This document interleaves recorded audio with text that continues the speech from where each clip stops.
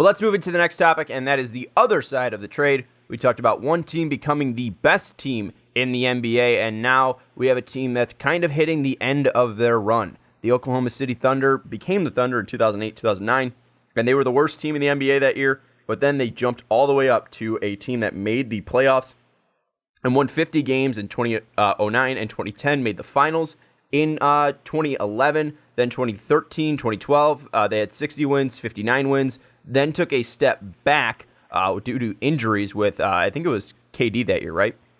Mm-hmm. Yeah, KD got injured. They missed the playoffs 2014, 2015. Then was the year in 2015, 2016 where they won 55 games and blew a 3-1 lead, and Kevin Durant left. Then 2016, 2017, it was kind of picking up the pieces of KD leaving. I think Russ won the MVP that year, right? That was triple-double year one. Yep, and that was triple-double year one. Then the next year they get Paul George, and it was huge, and it was brilliant, and the Thunder is going to be great forever. And then there was the, will he go to LA or not? And then he's like, no, I'm staying at an Oklahoma City Thunder club or a Thunder club or whatever. And then he leaves. And we look at this, and this was a pretty good ride for a team that, over 10 years, they made their home in Oklahoma City. And now I feel like this is over, although they still have Russell Westbrook. Do you feel the same way? Yeah, no, this is definitely the end of the old Oklahoma City Thunder. Like, the Gen 1 Thunder is done at this point because Russ is on, basically trade rumors for everywhere at this point. And you just look at the churn of the roster at this point, and it's massive. The team that had drafted so well to start out, the end, like you had said, to start out with Kevin Durant on the Supersonics, and then Westbrook, Harden, Serge Ibaka added to that group, and then the moves they made to get Steven Adams in there, Cantor even for a while. Like, they had done a good job at staying competitive in that Western Conference playoff picture, but everything just kept coming up short for them. And yeah, this is finally like, all right, look, let's just collect assets, let's just bring in as much young athletic talent as we can, and reset the board. Yeah, Russ this year is going to make $38.5 million. Then he'll make 41.3. Then he'll make 44.2. And then he has a player option for $47 million. And he is a player that, looking at him, I mean, you look at the stats only, and he's averaged a triple-double in the past 3 years. And I think he's the perfect person that sometimes I don't agree with our patron, John. Shout out to patreon.com/mostlypodcast, and shout out to John as well. But he does say this thing, and while I don't like it, I think he's right in some stances, and I think Russell Westbrook will be the poster child of it. And it's stat sheets don't tell you the full story of what is happening and what's true. And if you looked at his past 3 years, you'd be like, wow, this guy averaged a triple-double over pretty much 70-plus games for 3 years. And you'd think he's one of the best players in the league.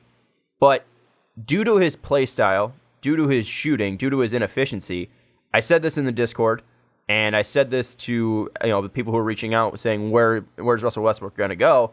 I said I would not trade for him if I was any other team. That seems cold. That seems really cold. But am I wrong?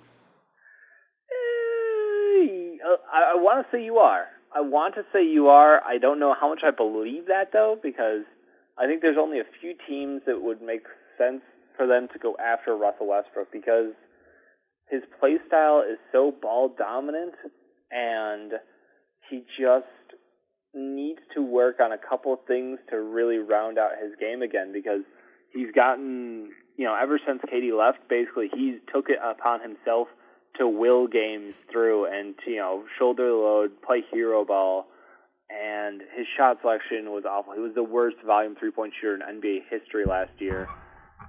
I mean, it was atrocious, and you could watch the frustration of other players at times. Everybody says publicly they love playing with him, and he's a great teammate. But when you look at the results of, Paul George being like, yeah, I'd rather be with Kawhi over there.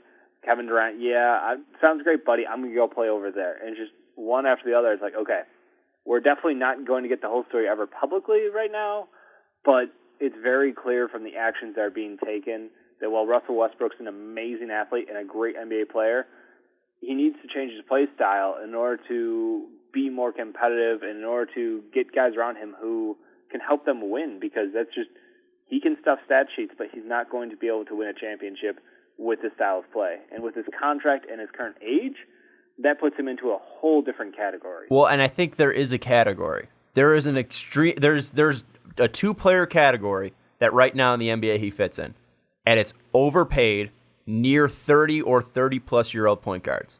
He is in the same category as John Wall and himself. John Wall has 4 years, $171 million left, $38 million like Russ does this year, then $41.2, then $44.3, and then $47.3 in 2022-2023. He'll become a free agent just like Russell Westbrook. Russ on 38.5, 41.3, 44.2, and 47.0. And they're both, ball-dominant guys who can pass with the best of them, who aren't plus defenders, who aren't great defenders, and who aren't the best three-point shooters. So the question that I would ask you, and I think I have an answer. I think it's pretty clear who I'd rather have since the contracts are so similar, but which point guard is more appealing? Because I feel like if you're trading for Russell Westbrook and John Wall, the contracts are the same, so there's nothing really too much that you should be giving up more than that. Well, in that point, but what I'm saying is, there isn't that decision. Like, you're not taking one that's cheaper. That's what I'm saying. Right. Who would you rather have, John Wall or Russell Westbrook? If John Wall was healthy, I would take John Wall in a heartbeat. Really? Yeah. Because I would take Russ. All right. Why would you take Russ over John? I think that his and it could be something that I think. I think if I need a bucket, I would trust Russell Westbrook more than John Wall. And I know that we're talking about the most, the worst three-point shooter or whatever in history, worst three-point volume shooter in history. But I feel going to the bucket, Russ will hold up more. And that's one big thing, too, is Russ is pretty much a workhorse. He had one injury-plagued season in 2013-2014. But outside of that, he's played 82, 82, 82, 66, which was the league shortened year, 82, 67, 80, 81, 80, and then 73. And he plays nearly 36-plus minutes a game. I would take Russ because I think he's going to hold up more. And while he does have those deficiencies shooting from the outside, I think that him going to the bucket and dishing out is more effective just due to his body size and the way he holds up. Now, he is older, and that could, the wheels could come off on that at any point, but I think if I had to pick him, I'd probably go Russ, and I think he's probably, if he's locked in, he's going to bring more defense to me, which I'll go with Russ. See, the defense toss-up for me, the consistency of being able to be available, that's why I added that little asterisk up front with. If he was healthy, John Wall, 100%. I see John Wall as just he fits the play style of an offense much better to me. He's not that necessarily stamp on it. That's a John Wall offense. The same way that Russell Westbrook has turned every OKC offense into, well, this is his style of offense when he's on the court, and you're going to run it through him. Like John Wall gets his numbers in the motion of the game. It doesn't feel forced. It doesn't feel like he's hunting for assists or rebounds or anything like that. And I will admit that will to win is one of those things where you can't put a character or you can't put a stat on there, but watching the playoffs last couple of years and watching him literally just limp off the court because he left it all out there is it's storytelling. It is drama in action, and I get it. Brody wants to win too, but there's just a different level I've seen out of John Wall. Is it frustrating as hell that he got double injured this year? Yeah. But would I still rather have him out there? 100%. 100%. If I can get a healthy John Wall guarantee, I will ride out the rest of that contract with John Wall. And here's the crazy thing. I think Russell Westbrook can change his game to the point where he will be better. To the point where he's not taking awful three-point attempts at an insane volume. It's just one of those things where it's a mentality thing for him, which is easier to fix, I think, than a broken shot or a broken piece of his game. It's just it's a mental thing you have to get over, and whether it's trusting teammates, whether it's knowing that you don't have to force victories on your own team and be I have to make this play happen for my team or else this. Yeah. I feel like he puts himself in those situations a lot and sets himself up for failure. And I wonder if he was put into that just due to the circumstance of KD leaving and him feeling like that's his franchise. Yeah, no, I entirely think that fed into it. Even before KD left, there was a little bit of those questions around how come KD's not taking all the shots? Like, how come their shot volume is split this way? Where are the numbers at? Because Kevin Durant's clearly the better scorer, and yet Brody seems to think he's the one on this offense, you know? I think Russell Westbrook can be the better player. I think John Wall, when healthy, is the better player today. Yeah, I asked the question because I was going to say John Wall, but then you switched it. And I thought about it more because I was thinking, John Wall is more of a chameleon. He could fit into any offense. But if I'm saying strictly on a talent level, I would take Russell Westbrook. And I'm going to stick with my Russ idea. But I think it is close, and that's why I do ask it. And if the contracts were much different, if like John Wall was cheaper, I would take John Wall. But I think since the contracts are the same, I'll take the guy that is more talented than Russell Westbrook. And I do still think that he's going to hold up more, and I do think that him going to the basket is more efficient than John Wall in general. But John Wall probably fits more of today's game than Russell Westbrook. Let's go to the suitors and possible teams that could trade for Russell Westbrook. Again, I still stand by that I would not trade for him. I would not be a team that would go after him. I'm not a person that would go after John Wall either, so I'm not flipping fences here. I don't think any team should trade for either. Real quick about them, because you did mention both these guys are in a category because they're both Supermaxes. Yeah. Can we just admit the Supermax was a failed mistake? I think so. Part of the NBA, because I think that the lack of any of them turn out to be a good deal for anyone. Like, literally, it's a lose-lose kind of a contract, I feel like. It forces the player, the player's forced to basically say, all right, well, I'm taking up like 40% of my team's salary this year, 50% of my team's salary, and it's just like, all right, well, that handicaps what they can do around me. So if my team's not ready to compete by the time that I'm eligible for this contract, we're stuck with me, and we can't add the right pieces around me to win. And from the team hands, yeah, you're just handicapped, but you feel forced to do it because otherwise they're like, well, why would they stay here when they can go play somewhere else? And it turns out that they do that anyway. Well, and the official deals haven't come out, but you look at Kemba Walker. I mean, Kemba Walker, I think from what we've learned, I think it's a sign and trade sending Terry Rozier to the Hornets and Kemba Walker to the Celtics, and I think he is signing a Supermax. So guys are just taking the Supermaxes and be like, fucking trade me. Like, get me the fuck out of here. Yeah. So it's just getting to that point of getting a Supermax, getting more money, and then still being like, I'm not playing for you. So I find it, I think it is a failed idea, and I don't know what to do.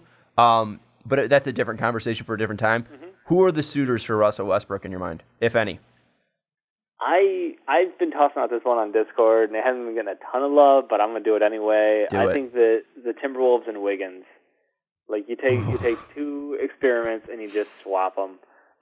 There's going to have to be picks involved from the Timberwolves side to move Wiggins down, but like it works out great because the Timberwolves get a legitimate stud at point guard, and I know that's been an area where like they moved on from Rubio because like, oh, his spacing's awful, hurts our offense. And they went whole through the Timberwolves era. Jeff Teague did not run their offense well and really work with Cat as effectively as they would have hoped. Did not feed him as much. Did not get him as involved as he could have been. So I think that if you put Russell Westbrook on that team, you greatly improve their chances of going to the playoffs year one, like right off the bat. It's just that frustration of like you have one of the most efficient big men in NBA history in Karl Anthony Towns, and you can't seem to make it work. You've got a couple of young pieces in like a Kogi, Rocco, some good role players, but if you add in Russell Westbrook as that starting point guard, like that team's getting a playoff spot in the West this year for sure. Yeah, and I think the one problem I have with that, and I don't think it's a horrible idea, at least on both sides, and especially because the Thunder got Shai Gilgeous, you're just going to give more playing time to him and give him more opportunities to play at point guard. Which makes sense for the Thunder, and then you're just getting a wing player. What's that? Get better draft picks, too. Yeah, and you're getting a wing player, too, in Wiggins, that you already have another wing player, but you have so many projects that it will help. But the thing is that, and John asked the question earlier in our Discord, being like, why do we trash Wiggins so much? And I think the biggest reason is just his game is a mid-range game, which is not modern for today's NBA, and he's not even good at it. Like, from 10 to 16 feet, he shoots 12%. Like, that's not good. I'm sorry. He shoots 34% from 10 to 16 range. That can't be true. Percentage of field goal attempts. He takes 12% of his field goal attempts from that area. I'm sorry. He shoots 34%, which is still bad. Yeah. But then he shoots 62% from 0 to 3 right around the bucket, which is fine. But that's still lower than his career average. His career average is 65%. So he was down last year. He's a guy that's getting older, and it seems like he's getting worse. Even from 3 to 10 feet, he went from 45.9% in 2017-2018 to 34.1. Like, he's a guy that seems to be progressively getting worse as he gets older, and he's on this bad contract where the expectations for a contract like that are to be one of the better players on your team, and he's consistently just not, and he's consistently hurting them whenever he touches the ball, and he's supposed to be this offensive guy who is able to dominate left and right, and he's not able to do that, and he's not adding positive defense to your team. So if you're going to a team that has really built up a lot of great defensive players, then maybe it makes sense to me, but I still in the end would not do that if I'm the Thunder, just because you will be getting draft picks, which is good. But I don't know if I want Wiggins. And draft picks, I mean, like, where are you steering wrong as the Thunder there? Like, this is not a team looking to compete. His age, he's 24. He's 24 and not 21, like, Diallo and Terrence Ferguson. I think Terrence Ferguson was even 19. God. No, he's got to be 20 by now. Or turning 20 this year, at least. But yeah, no, I would do it purely because of the value back. Like, and let's be fair here, I do it for the memes too, because he's been amazing by Heat. Andrew Wiggins has been amazing playing in and against OKC. So I figure this is just like, if he's going to be engaged all the time, that's how you do it. You trick him by moving him to your city. Mm-hmm. Yeah, I think though, like, would it make the Timberwolves better? Because yes, it gives you a guy to run the offense, but do you think the problems would still persist? Yes, I think you should. Oh my God, yes, under your breath. But like, does it make them like? Where does it put them in the West then if they get them? Like, do they make the playoffs? I don't know if they do. I think it puts them in that 5-8 chase. Really? Look, the West is so crazy this year, though. All right, well let's split this up, because I think this is the only team that could trade for him. Thinking about it, because I don't think the Knicks would or should. I think they'd be making a huge mistake. Same with the Chicago Bulls. You guys are in rebuild mode. Russell Westbrook is not going to. They might help you make the playoffs. He's not winning you a championship. Yeah, so I saw those rumors and I literally vomited. I also don't know how Miami's going to make it work with the salary cap. That's such a big contract. I don't know if it's physically, financially possible for them to make it work. They do have the contracts to make it work right now with Dragic and I forget the other piece, but yeah. But again, it's like, why would you do that to yourself?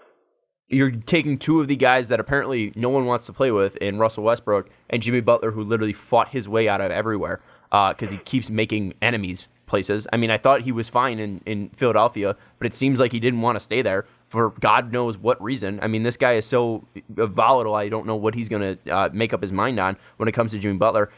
So you're putting the two guys in Russell Westbrook, who no one wants to play with, and Jimmy Butler, who might change his mind and mood and want to leave and go to Italy.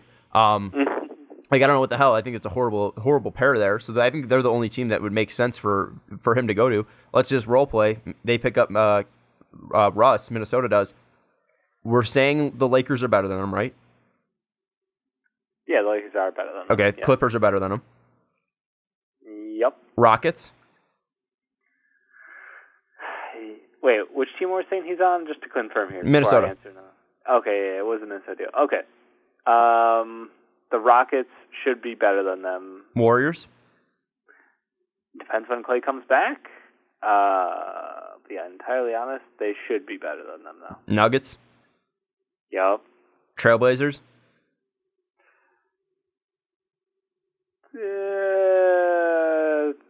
This team just made third team in the Western Conference, made it to the Western Conference Finals, got better. Did they get better, though? Who did they lose?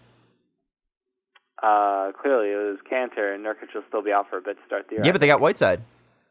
They did get Whiteside. And I think who can't get it up unless he's playing Joel Embiid. Hey, Is that going to continue? I don't know. Dude's still blocking around 3 blocks a game. Still. I think they got maybe they didn't get better, but they didn't get worse or significantly worse. But the rest of the West got better, maybe. The Jazz? That's the whole thing. Are the Jazz better than? Yeah, no, the Jazz are like my number 3 team in the West. Okay, so then you have San Antonio.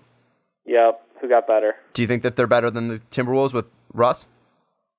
I think that's a close matchup because Russ is so crazy. That is then the fight for the 8th seed. Yep.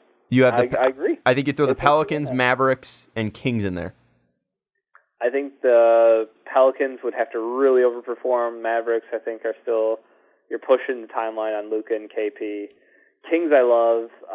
This offseason made absolutely just so many question marks appear over my head when it came to their dealings and filling out their depth. But, you know, they added a bunch of veterans. I don't know about that deal. I think this year, out the gates with the rosters as is, if you put, you know, a straight swap for Wiggins plus picks for Westbrook, I think that Thunder team, or I think that Timberwolves team could be an 8th seed, could be a 7th seed. Yeah, I think they'd be fighting for one of those 2 seeds. I think that they could be fighting for an 8th seed. I don't think they're going to be pushing 7. And I think the difference between like 4 and 7 is going to be like one game. Like I think the West is going to be that jam-packed scene again like 2 years ago, where we had the Trailblazers at 3. And like 2 games later, it was like teams fighting tied for the 8th seed. Well, Dave, the number 1 seed, the Warriors had 57 wins, and the Clippers had 48. They were only 9 games back of the 8th seed. So, yeah. I mean, it was so jam-packed, and you look at 2 through 8, and it was 6 games separating those teams. So, I mean, it was jam-packed this year, too. I just think that while I love Cat so much, and getting him a facilitator would be huge, I just think that Russ would not change his ideals and he would stay the same. And that's why I don't think any team should trade for him. I don't think he makes any team significantly better enough where it would put them over an edge or put them into the edge of the teams like the Clippers, the Lakers, the Warriors, the Rockets, the Bucks, the Sixers, Pacers, Celtics, kind of. I don't think they'd be putting them into that, like, you know, championship contender level. I think obviously there's different levels to even that level as well, but I don't know if that makes them a championship contender. I don't think if any team adds them, it would make them that. Now, maybe one of those teams, if the Lakers were able to add them, that would be, you know, something. But I don't think they would. I don't think that'd be a wise way to spend their personnel. What if an off the radar team swings for them like a Pistons, and they're like, "We'll give you Reggie back Ugh. and something, and we'll take Russell Westbrook." So you can have Russell Westbrook, Blake Griffin, Andre Drummond. Luke Kennard. I hate it and I don't. I hate it just because, like, Drummond and Westbrook are just ugh. But then again, like, you get a facilitator for Blake and Drummond, and we've seen the damage that Blake's been able to do with a point guard and a guy that can move the ball. Exactly. So it would make them better and probably significantly better. Yikes. I don't know if it puts them into that fringe, though, you know? Yeah, no, and that's the thing is, like, I don't know if it puts them into a championship team in the Eastern Conference Finals. Perhaps the only other team who has like the ammo is like the Magic. I'm looking at them. They're another team where I don't agree with the timeline because I think that they've got a good young group, and I would wait it out for them. But they do have a lot of assets, and they've always wanted a point guard, and Markelle Fultz is forever an enigma. Mm-hmm. So, like, we're back to Instagram videos of his jump shot today. I don't know if you saw that. I did. But we're back to doing that, yeah. And it was not even like a full video. No, it was like a clip back and forth, and I was like, oh, my God, it was too much. Yeah, I think the Magic would be wasting their ammo, though. I think you got to stay young, and the fact that they signed Vucevic to the deal that they did, I thought was a mistake. Even though he performed so well for you, that's a thing that you got to cut him loose, I feel like. And in the end, I think that was a bad decision to let him go. You have so many good young guys, I think they should be seeing the floor rather than bogging yourself down with a 4-year max like him. But that's just me personally. I think so maybe the only other team would be, and this is a little bit of a stretch, the only other team I would think of would be Dallas. Yeah, that would be a weird one. Well, because I think you give Luka the ability to play off ball more. You give the ability for Luka to take a break. And we saw that Luka can be very dangerous shooting from the outside. You'll free up more shots from the outside for him, and you'll free up shots for KP. And I think that a Russ KP pick and roll would be pretty dangerous. A Luka and Russell Westbrook front court would be pretty impressive too from an offensive standpoint. I think that Luka's shot creation would kind of negate in some ways the kind of black hole of a Russell Westbrook offense. I don't know if they would gel together, which would be the biggest problem, though. I mean, it's It would be a little concerning to me because they moved on from Dennis Smith Jr. and basically Russell Westbrook is in the same vein that Dennis. Yeah, Smith but he's good. I'm not disagreeing. I'm just saying, like, it's the same vein of athletic point guard, able to get triple-doubles for you, good ball handler, good rebounder. But when it comes to offensive skill set, they're built very similarly. Mm-hmm. Yeah, and they moved away from that for a reason. And my concern is they want the usage of their, quote-unquote point guard, not Luka. They want to have a specific skill set for them, and they already know, like, ideally where the touches are going to be with KP and Luka on that team. I mean, are they going to shy away from a third star if they got a good deal? No. Mm-hmm. But do I think that do I think Brody and Luka are an ideal 1-2 fit? Absolutely not. All right. Dave, it's the name of the segment, and this is how we're going to end it. Will Russell Westbrook be traded? Shit, I feel like he's going to get traded. I'm just going to be pissed. So I'm going to say yes. I don't know where, though, but it's not going to make sense to me. I think he will get traded because I've been wrong consistently. No one saw Paul George being traded, so right? I think Russell Westbrook will be traded, but where, I don't know where. And, the only thing I do know is that there are going to be some sad fucking saps. I think it'd be a bad move to move them. I don't know, but let us know your thoughts of the Denver Nuggets down in the comments, and just to give a little bit of... Oh, fuck. The Oklahoma City Thunder and Russell Westbrook down in the comments below. I was thinking of a possible trade team for Russell Westbrook. That'd be a gross fit. Let us know, though, down in the comments below where you think Russ will go. And just a precursor to, if you're listening to the full podcast or, just paying attention to the full one on YouTube, there's going to be a weird cut where Dave's going to leave us for a segment. Jake's going to come on, and we're going to talk about the Sixers pre-Kawhi. So it's going to be a little bit weird. You're still going to enjoy it. It's a good segment, but watch that. And then after that, we're going to come back and talk about the Raptors.